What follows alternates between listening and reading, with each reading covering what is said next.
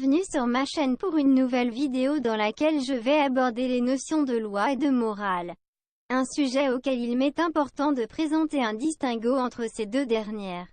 C'est pourquoi je citerai entre autres des articles du droit français.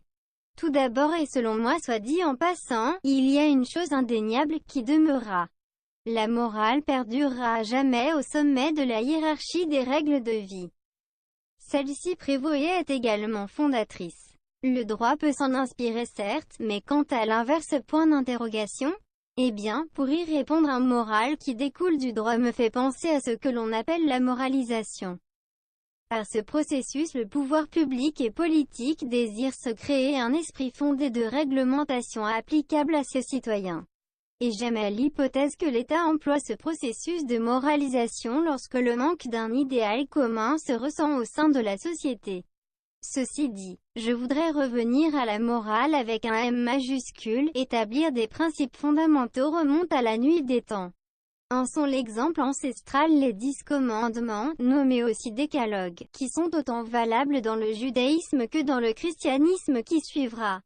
C'est pour ma part l'exemple le plus parlant. Les 10 paroles sont toujours établies alors qu'une loi ça va, ça vient et puis s'en va. La différence entre loi et morale ne s'arrête pas là, non. Remarquez qu'un commandement qui tire sa légitimité du divin emploie souvent la négation, interdisant un comportement immoral. Je cite, « Tu ne tueras point ». Ici la chose est claire, Dieu proscrit le meurtre en énonçant cet interdit. Alors que la loi elle se veut plutôt dans la conséquence de l'acte. Cette dernière n'énonce pas d'interdiction, non la loi ne dit pas qu'il ne faut pas tuer. Elle avertit plutôt que si l'individu commet un tel méfait il risque une sanction qui sera prononcée par la justice. La fameuse sanction, appelons-la aussi punition pourquoi pas, dépendra de nombreux facteurs tels sont les preuves, les témoignages, la qualité à convaincre de l'avocat, la décision rendue par le juge et s'il existe ou pas des failles dans le code pénal, etc.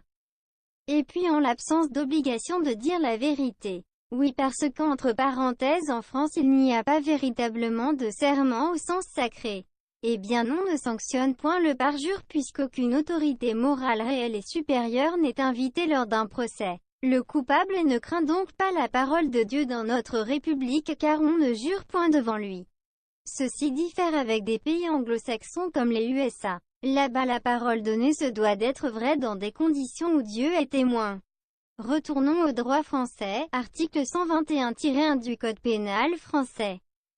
Nul n'est responsable pénalement que de son propre fait. Autrement dit, la personne est responsable de son acte sans pour autant qu'il soit interdit d'agir ainsi. Bien que la prison puisse effrayer, la crainte d'être puni et moindre car notion du péché, du paradis et de l'enfer sont retirées. La République la soustrait des mentalités, j'entendis durant mes maigres études éloignées de juriste, que le droit français dans mon cas, n'est pas moral. C'est vrai et je le ressens par moments comme pire. Une loi peut être abrogée, pas un commandant qui lui fut gravé dans la pierre. Ce geste de graver souligne et même symbolise l'importance et la durabilité du décalogue. Autre chose, la législation va varier d'un État à l'autre, d'une dictature à une démocratie mais les grandes paroles sont universelles. L'islam pour citer lui suit peu ou près les deux courants religieux que j'ai mentionnés plus tôt. Et j'imagine que le cas est valable ailleurs dans d'autres cultures. Tenez, un extrait du Lévitique 18. Nul de vous ne s'approchera de sa parente, pour découvrir sa nudité. Je suis l'Éternel. Tu ne découvriras point la nudité de ton père, ni la nudité de ta mère. C'est ta mère, tu ne découvriras point sa nudité. Tu ne découvriras point la nudité de la femme de ton père. C'est la nudité de ton père. Là aussi la chose est énoncée clairement, pas d'ambiguïté. Dieu parle explicitement. Dans ce morceau du Lévitique l'interdiction de l'inceste est posée.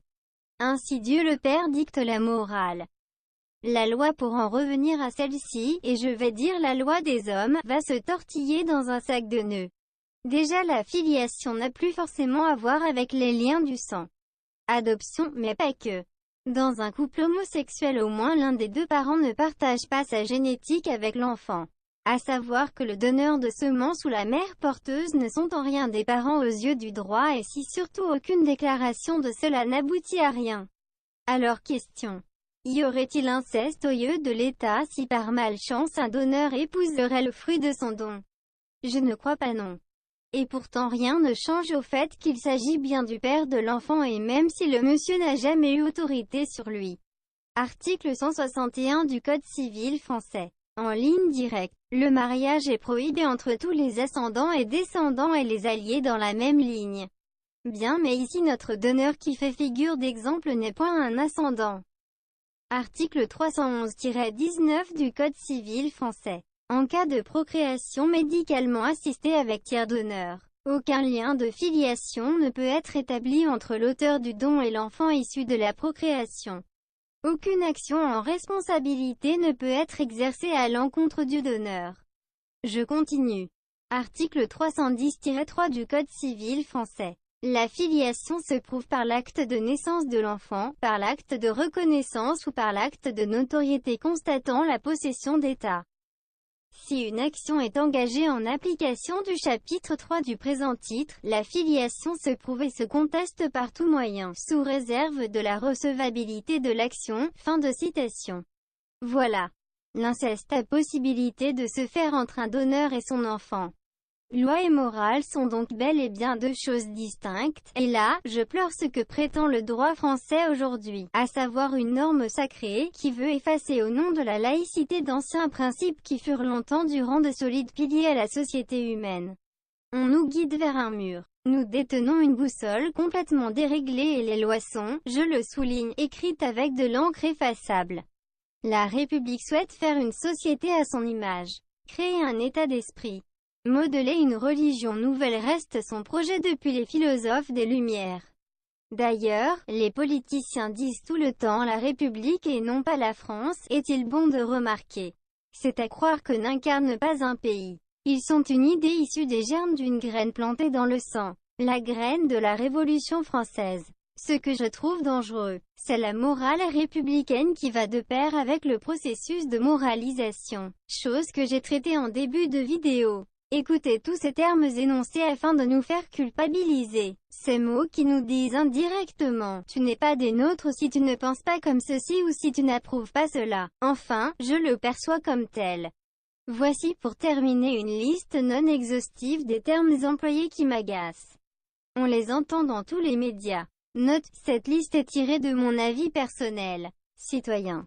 Lorsqu'il est employé abusivement, engagé éco-suivi d'un autre mot, et exemple éco-responsable. Ici on fait culpabiliser, ai-je l'impression, ceux qui ne suivent pas les tendances écologistes. Il y a aussi, vote utile. Laïcité, je crois que les politiques s'amusent à le caser n'importe où dès qu'ils le peuvent. Et puis, femme-homme à la place de homme-femme. Dire homme en premier serait rétrograde. Tout ceci c'est pour la forme, rien de concret. Sur ce, merci de m'avoir écouté.